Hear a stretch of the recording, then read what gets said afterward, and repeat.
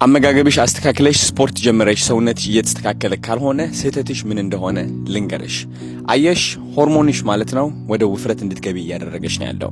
ወይም ደግሞ ጥሩ ቅርጽ ከሌለሽ ሰውነትሽ በአጠቃላይ ማለት ነው እዚህ ላይ ቦርጭ አለብሽ፣ እዚህ ላይ ከከሳሽ መቀበጫሽ አካባቢ ይህ ከሆነ ሆርሞንሽ እንዲዛባ እያደረግሽው ነው። በምን?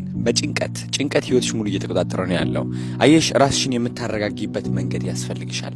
ለምሳሌ አሁን አንቺ ጂም ውስጥ ሳውና ካለ እሱን ሳውና ዝም ብለሽ አይተሽው ከምታልፊ ማለት ነው ግቢ፣ ለ15 ደቂቃ ቆይና ውጪ።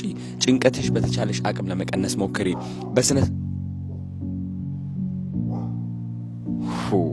አረልም ከርበት ሰው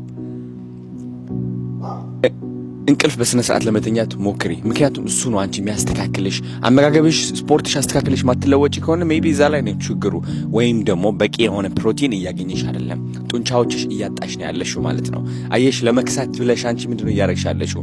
ምግብ እየቆጠብሽ ነው። ቅርጽሽ ከዛ እየተበላሸ ይመጣል ማለት ነው። እንዲህ አይነት አመጋገብ ካለሽ ደግሞ እመኚ እድሜሽ 20 30 ያለሽ እያለ የ40 50 ሴት ነው የምትመስዪው፣ የ60 ዓመት ሴት። ኦኬ። ስለዚህ እነዚህ ነገሮች አስተካኪ፣ ህይወትሽ ይቀየራል። በርሽልኝ።